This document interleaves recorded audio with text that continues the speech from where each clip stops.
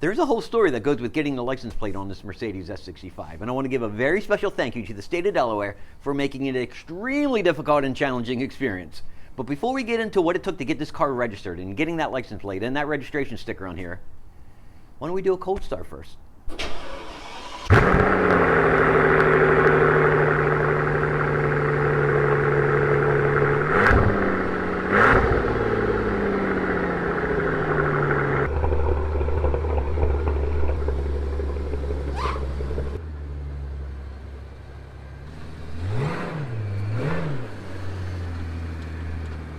Check this out. This is what you get with a black car in the spring, and it's not even pollen season yet.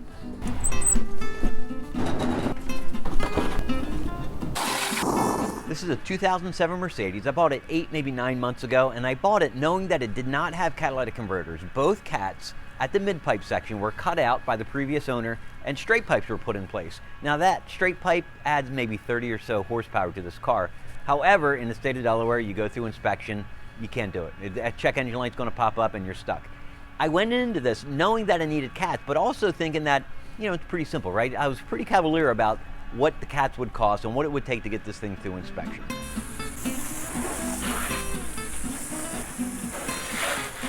You see, Mercedes only made 477 of these S65s in 2007, and in terms of production numbers, that's the high watermark for this body style. And because the production numbers were so low, there's not a lot of aftermarket suppliers. See, I bought this car in Virginia, and in Virginia they do their vehicle inspections differently. It's all through local garages. Here in Delaware, it's all state-based. But when I went down to pick up this car in Virginia, I stopped at my local DMV here and I got a temporary license plate that gave me 30 days of driving time. Well, when that 30 days expired, I just went back to the DMV. I got another 30-day license plate, right? Not a big deal. When that second plate expired, I went back again to get a third one, and that's when they said, enough is enough. You got to get it inspected. You got to go through the process, and you got to pay the registration fees. And that's when I started researching the real cost of getting catalytic converters put on this car. And because so few of these cars were made, you're almost forced to buy original equipment parts. And that's when you have to go to the dealership. You have to order it through their website. The catch here, though, is that each Mercedes dealership applies a different discount amount for their factory parts sales. For instance, my local dealership here provides 0 discount on their inventory of parts. However, if you go online to any of the other dealerships, you may find a 5% all the way up to 30, 40% discount on parts. The cheapest, least expensive OEM catalytic converters I found for this car were $2,500. Now, they bolt on and bolt off. The mid pipes on this car are just straight pipes. They needed to be cut off and the new catalytic converters put on. You see, I never had a plan to keep this car long term. It was always just something on my bucket list, something fun to play with and enjoy, maybe spend a few months with, maybe a year with, and move on. But not if I'm spending $2,500 for catalytic converters. Now, I bought this car for $25,000, and the research that I did before buying it said that I should be able to buy for that amount and sell it break even or thereabouts within, say, a year or so of enjoying and having fun with this car. But clearly spending that much money for catalytic converters blows that plan right out of the water. But that's when I remembered a video by Vin Wiki that talked about folks buying expensive or exotic cars and registering them not in their home state. For instance, in that video it was Georgia, but in Montana, where the inspection requirements are 0 and the registration fees are minimal. And look, the game with Montana is that they only charge 1% registration fees. So if you're buying a $25,000 Mercedes like this, or a $250,000 Lamborghini, well, that 1% really saves you quite a bit of money. But the real trick here is that you have to set up an LLC in Montana, and it costs just a few $100s. You put ownership of the vehicle under that LLC, and all of a sudden you're just paying that 1% and you no longer have those inspection requirements. But that didn't work for me because I'm not setting up an LLC. I don't have a business. I can't funnel any funds or income through a Montana-based LLC. But what I did find is that there are some other states in the union that don't follow the same state inspection rules as, for instance, Delaware. South Dakota, for instance, is one of those states that I was looking at.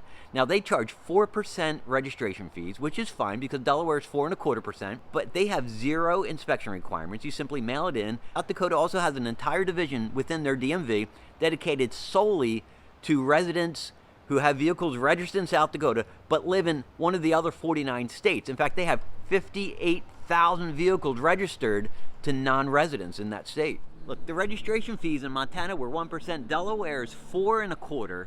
South Dakota was 4%. I'm always down with saving a few bucks if there's an opportunity. But my goal here wasn't necessarily to save $200 or $150 or whatever the amount might have been between Delaware and South Dakota registration fees. It was simply to get the car registered. But that's also when I took a look at one of the local shops around here that deals with some high-end expensive cars.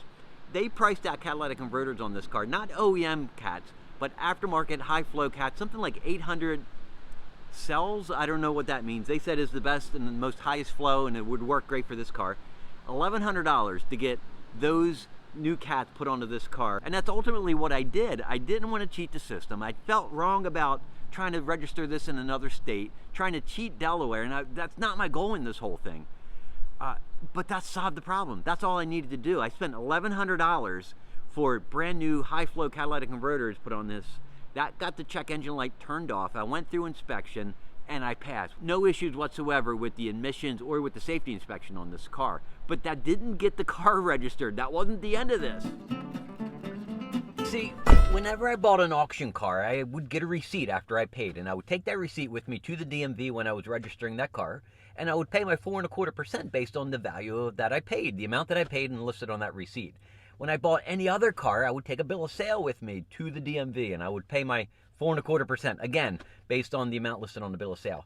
This car, however, when I went to the DMV, after I went through inspection and passed, I took my bill of sale for $25,000, took that to the DMV, and for some unknown reason, a mystery to me, they refused to accept $25,000 as the amount that I paid for this car. Now, I also had my documentation for my wire transfer, my email receipts, and communications going between me and the seller of the car, confirming that 25 grand. I had all the documentation, I had every piece of documentation you could possibly want or imagine, confirming 25 grand.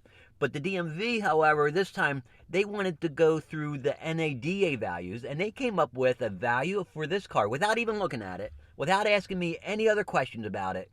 They came up with $39,000. And that $14,000, the difference between what the DMV thinks my car is worth and what I actually paid, that $14,000 equates to a $600 difference in registration fees. Of course, I challenge that with the DMV. I asked for the supervisor to come over. She comes over, we take a look at it together, and she confirms NADA value is the way to go with it. And without a single explanation why they wanted to follow NADA this time instead of a bill of sale.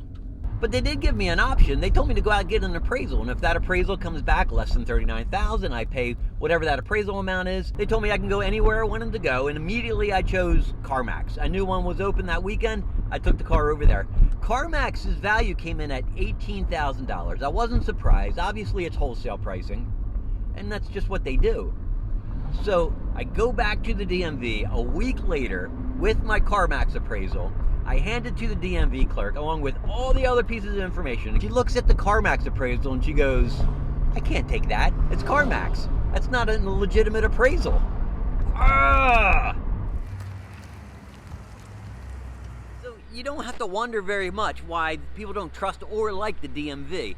Regardless, I asked for the supervisor again, explained the whole thing again. We go through the NADA values again, and we settle on a middle ground. $29,000. That's the assessed value that we settled on at the DMV and myself. And I made that determination because it would simply cost more than the extra $200 that I'm paying in registration fees in order to take this car, get it assessed and appraised, and then come back to the DMV. $200 more in fees and my time and effort and aggravation. And so I settled at $1,000 in registration fees to get this car registered, licensed, and on the road here in Delaware. And that's the story of a license plate. So simple, such an easy process, became much more effort, much more time and aggravation than I ever imagined it would be. So that's my video. I hope you liked it, hope you enjoyed it, and I will see you on the next video.